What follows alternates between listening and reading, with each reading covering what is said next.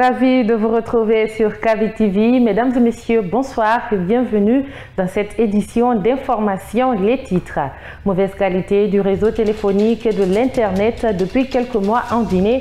Pour situer les responsabilités entre le ministère des Postes, des Télécommunications et de l'Économie numérique, l'ARPT, nous avons interrogé le conseiller principal du ministère des Postes, des Télécommunications et de l'Économie numérique. Vous entendrez Ali Chérif dans ce journal.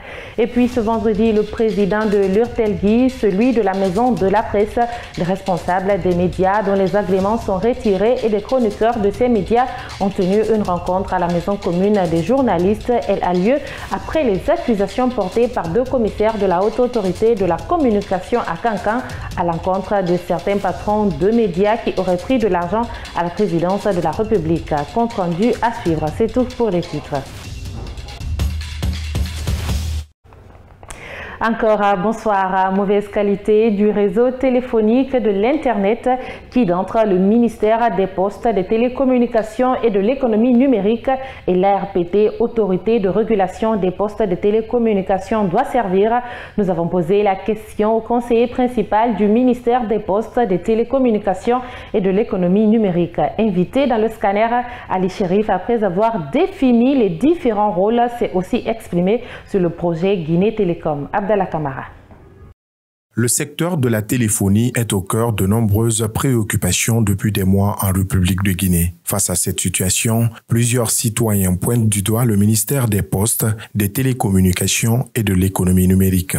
Chargé de veiller au respect des cahiers de charges, ce département joue le rôle de réglementation et non de régulation, explique Ali Chérif, conseiller principal au dit ministère. Le rôle du ministère, c'est de réglementer, c'est-à-dire c'est de mettre en place une réglementation, des normes qui puissent inciter les nouveaux acteurs à rentrer sur le marché, mais également respecter certaines obligations. Donc c'est là que les notions de cahier de charges interviennent. Donc pour ce qui est de l'ARPT, qui est l'autorité de régulation, donc eux, ils doivent s'assurer que les équilibres dans le marché sont respectés. L'ARPT est une autorité indépendante. Elle ne dépend pas du ministère. Quant au projet Guinée Télécom, ce cadre du ministère des Postes, des Télécommunications et de l'Économie numérique rassure. Il soutient que le projet suit son cours normal pour de meilleurs résultats. C'est une priorité du président, c'est une priorité du gouvernement de lancer Guinée Télécom. On a testé les équipements de Guinée Télécom avec des puces 4G Guinée Télécom sur Kaloum. Les tests se sont avérés concluants.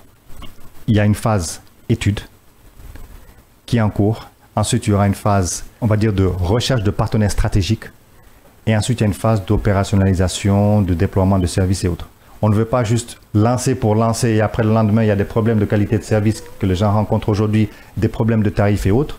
Il ne faut pas juste lancer pour lancer. Si on lance un opérateur, on le lance de façon pérenne et afin que les services qui soient produits correspondent vraiment aux besoins de la population. Pour migrer vers une véritable révolution numérique, le ministère des Postes, des Télécommunications et de l'Économie numérique envisage de nombreuses réformes, notamment un deuxième câble sous-marin pour une connexion Internet plus fiable. Depuis sa création et le début de ses activités, la Cour de répression des infractions économiques et financières, CRIEF, a reçu plusieurs dossiers judiciaires jusqu'à nos jours, des affaires judiciaires traitées, certaines en cours de traitement et d'autres classées sans suite. Ce sont les statistiques livrées par le parquet spécial à l'occasion de sa conférence de presse hier jeudi à Conakry. En Soubaï-le-Valdé. 183 procès-verbaux dans lesquels plus de 500 personnes sont poursuivies, c'est le nombre d'affaires reçues à la Cour de répression des infractions économiques et financières depuis le début des activités de la juridiction en janvier 2022. Le procureur spécial près la CRIEF et ses collègues ont livré ces statistiques à la presse lors d'une conférence animée ce jeudi à Conakry. Nous avons en somme 552 personnes poursuivies devant la CRIEF, composées de 418 hommes, 58 femmes, 76 personnes morales. Selon Daouda Sadio Doumbouya, greffier en chef du parquet spécial, à ce jour, la Cour de répression des infractions économiques et financières a à son compte 13 personnes détenues à la maison centrale de Conakry pour différentes infractions. Nous avons au total 13 personnes, sauf erreur de notre part, devant la chambre de jugement ou bien devant la chambre des appels. Nous avons 9 personnes. Donc 9 personnes sont en jugement, soit devant à l'instance ou bien en appel. Et 4 personnes sont au compte de la chambre de l'instruction ou bien de la chambre de contrôle de l'instruction. Des affaires relatives aux infractions économiques et financières, à la lutte contre les faux médicaments et à la pollution de l'environnement sont entre autres dossiers judiciaires admis à la CRIEF, annonce Daouda Sadio Doumbouya, greffier en chef du parquet spécial. Nous avons en tout 171 dossiers qui sont concernés par les infractions économiques et financières. Au titre des produits pharmaceutiques, nous avons 10 dossiers. Et au titre d'atteinte à l'environnement, nous avons là, dans ce cas, 2 dossiers.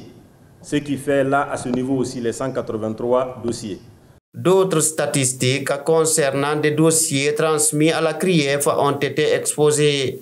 C'est notamment le nombre de cas jugés dont des décisions ont été rendues par la chambre de jugement et la chambre des appels de la juridiction. De son côté, le mouvement syndical guinéen a tenu un point de presse ce vendredi à la Maison de la Presse sur le retrait des agréments des médias. Dans leur déclaration, les syndicalistes ont demandé l'ouverture des négociations avec le syndicat des professionnels de la presse de Guinée. Suivez Idrissa Diawara, porte-parole du mouvement syndical, au micro de Mamadou Taneba. Le mouvement syndical guinéen BIS considère que la séparation des rôles des syndicats des employeurs et celui des employés est telle qu'on ne peut plus clair. Déclare que le cas de retrait des licences aux différents médias cités si haut relève du domaine patronal. Ceci dit, la CGGI est mieux placée pour discuter avec le gouvernement afin d'éviter tout amalgame. Toutefois, le mouvement syndical guinéen BIS reste préoccupé quant au sort réservé aux travailleurs et leurs familles suite aux désagréments causés par cette décision. Le mouvement syndical guinéen BIS exige de l'État des mesures d'accompagnement idoines pour amoindrir les conséquences de cette désastreuse décision. Pour ce faire, nous demandons que les négociations soient immédiatement engagées avec le syndicat professionnel de la presse de Guinée pour trouver la solution à cette mesure d'accompagnement que nous venons de citer. Pendant ce temps, le président de l'URTERGI et celui de la Maison de la Presse étaient en conclave ce vendredi avec des responsables des médias dont les agréments sont retirés et certains chroniqueurs de ces différents médias. Cette réunion se tient au lendemain des accusations portées par 2 commissaires de la Haute Autorité de la Communication à Kankan à l'encontre de certains patrons de médias qui auraient pris de l'argent à la présidence. Compte rendu, Mamadou Taneba. Les responsables des médias dont les agréments ont été retirés par le ministère de l'Information et de la Communication et certains chroniqueurs se sont retrouvés à la Maison de la Presse pour s'entretenir sur les accusations de corruption portées sur eux par des commissaires de la HAC. Djene Djabi et Ibrahima Tawel Kamara ont déclaré à Kankan que le général Mamadi Doumbouya a donné de l'argent à des patrons de médias à la présidence. Le président de l'URTERGI a demandé à la Haute Autorité de la Communication d'être plus ferme dans sa sanction contre les 2 commissaires.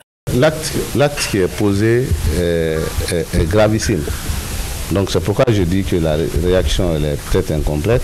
Et je pense que dans les jours à venir, la HAC devrait devra nous situer de façon objective sur le sort effectivement réservé à ces deux commissaires qui n'ont pas seulement déshonoré, si vous voulez, ou écorché l'image de la presse, puisque nous savons que ce qui est cité ne saurait être une vérité, mais c'est l'image de tout un pays. Et les éléments ont été cités dans sa communication qui touchent quand même la première autorité. Même en tant que responsable de médias, je ne saurais accepter en tant que Guinéen que de telles, si vous voulez, de telles réactions, de tels agissements, de tels comportements soient accolés à un de mes responsables. L'autre sujet abordé lors de cette réunion tenue à huis clos à la Maison de la Presse est la restitution des agréments aux médias pour la reprise du travail dans ces organes. Vous conviendrez avec moi, ce retrait de ces agréments a manqué à beaucoup d'aspects en ce qui concerne les lois en vigueur en République de Guinée. Il nous appartient aujourd'hui, en passant par des voies légales, mais aussi par d'autres voies de négociation, faire comprendre à qui le droit que les textes régissant le fonctionnement des médias en République de Guinée ont été violés à tout point de vue. Et qu'à cela ne tienne, il est important pour le bien de nos concitoyens qui doivent être informés à leur juste valeur qu'on trouve les moyens pour réparer le tort qui a été causé. Une assemblée générale élargie aux autres associations de presse est prévue le mardi prochain pour évoquer les sujets d'actualité qui assaillent le monde de la presse en Guinée. Éducation, dans ce journal, le brevet d'études du premier cycle BEPC a officiellement démarré ce vendredi en Guinée. Pour cette année, ils sont au total à 172 199 candidats inscrits sur l'ensemble du territoire national. Dans la commune de Kaloum, c'est la gouverneure de la ville de Conakry qui a procédé au lancement des épreuves. Les statistiques avec le directeur communal de l'éducation de Kaloum au micro d'Ansoubaï Baldé. Les statistiques, j'ai 2900 candidats au niveau du BEPC, y compris franco-arabe. Les épreuves ont été lancées à l'école primaire du centre, sous la haute présidence de Madame la gouverneure de la ville de Conakry. Les dispositions sont des dispositions habituelles qui ont été renforcées. La digitalisation est rentrée en jeu. On a essayé de travailler pour baisser le stress, pour que ça soit comme les autres examens ordinaires que les élèves ont l'habitude de faire en classe. Donc baisser le stress, apaiser les centres, maintenir la propriété et l'hygiène dans nos différents centres et renforcer la sécurité sur le double plan, sur le plan de la défense et de la sécurité, mais aussi sur le plan sanitaire. Donc tout a été mis en place, les surveillants ont répondu à l'appel et ils sont venus à l'heure. Et puis, la délégation spéciale de la commune de Sanoya a tenu ce vendredi 14 juin sa toute première assemblée générale, une occasion pour les nouvelles autorités locales de faire face aux préoccupations de la population des différents quartiers de Sanoya, la lutte contre l'insécurité grandissante, la vente et la consommation de la drogue, la prévention des cas d'incendie ont été les sujets abordés pour la circonstance. C'est à la Maison des Jeunes du kilomètre 36 que la rencontre a eu lieu. Khadija Kaba et Ousmane Kamara. Pour tenir cette première assemblée générale de la délégation spéciale de Sanoya, le président Ali Mandé Mansa Keïta s'est fait entourer par les responsables locaux et religieux de cette circonscription. Il a expliqué les points essentiels de cette rencontre. Sanoya est la première commune urbaine à avoir organisé sa toute première assemblée générale. Venir expliquer, rencontrer l'ensemble des différentes composantes de la commune, leur restituer le compte rendu de la réunion de la semaine dernière, leur restituer, entre autres sujets, l'insécurité, l'incendie grandissant, l'assainissement, l'implication citoyenne de la population dans le cadre du processus d'assainissement, le découpage actuel des différentes localités, mais aussi et surtout le volet mobilisation de l'ensemble des communes lors des différentes réceptions officielles. À l'arrivée, tout comme au départ, des grandes personnalités. Pour réussir la lutte contre la vente et la consommation de la drogue, mais aussi le grand banditisme, le président de la délégation spéciale a invité les responsables de la sécurité de la commune de Sanouya. Le commissaire Oumar Traoré salue cette initiative et il demande la collaboration des citoyens pour la quiétude dans la commune urbaine de Sanouya qui le met 36. Nous sommes entièrement à votre disposition, la porte entièrement ouverte. En ce qui concerne le banditisme dans la commune urbaine de Sanouya, je demande l'implication des chefs de quartier dans cette lutte. Il faut alerter les malfaiteurs auprès des agents de sécurité afin de les mettre hors d'état de nuire et de lutter contre le banditisme à Sanouya. Je compte sur la participation de tous les citoyens pour instaurer la paix dans notre commune. Oui, dénoncer, mon gars arrêté, mon gars déféré au tribunal. Alors que Sanouya a révélé. Dans ses ambitions d'impliquer toutes les couches socio-professionnelles, la délégation spéciale a invité les associations de femmes. Fatoumata Silla, présidente des femmes de Sanouya, a exprimé sa satisfaction, mais aussi leur inquiétude. Je remercie la délégation spéciale de Kilomètre 36 pour cette initiative. Mais en ce qui concerne la population de Sombé Sud, nous souffrons quotidiennement. Donc nous demandons l'aide auprès des autorités locales afin de soulager nos peines. Et nous sommes d'accord sur le projet d'assainissement initié par la délégation spéciale de Sanouya. Il a tout notre soutien. Le président de la délégation de Sanouya, Ali Mandé Mansa Keïta, compte sur la synergie d'action des habitants de cette commune pour le bien-être et la prospérité de cette commune située à 36 km de Conakry. D'une conférence de presse ce vendredi, cette organisation a attiré l'attention des autorités guinéennes afin de sauver des jeunes Guinéens se trouvant dans ce circuit. Mohamed Baye, Abdallah Kamara, reportage. C'est une alerte qui devrait interpeller les autorités guinéennes au plus haut niveau. Des jeunes Guinéens désireux de se rendre en Russie seraient exposés à des pratiques cachées derrière les propositions de travail. Le responsable local de l'ONG Edina Krena a, au cours d'une conférence de presse animée ce vendredi, attiré l'attention des autorités sur l'existence d'un réseau de recrutement de jeunes Guinéens pour leur participation à la guerre entre l'Ukraine et la Russie. La démarche vise à amener l'État guinéen et les parents à prendre conscience de l'existence de ce réseau. Oui, la fondation, son rôle, c'est quoi?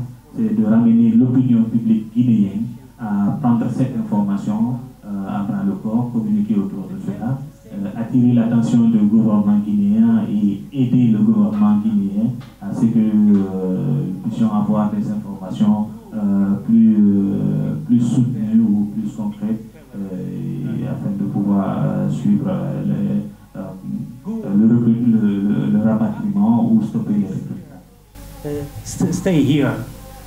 Candy Cravest souligne que le nombre d'Africains concernés par ce trafic est estimé entre 20 et 25 000. Hélas, explique-t-il, la majeure partie de ces jeunes qui partent ne retournent presque plus.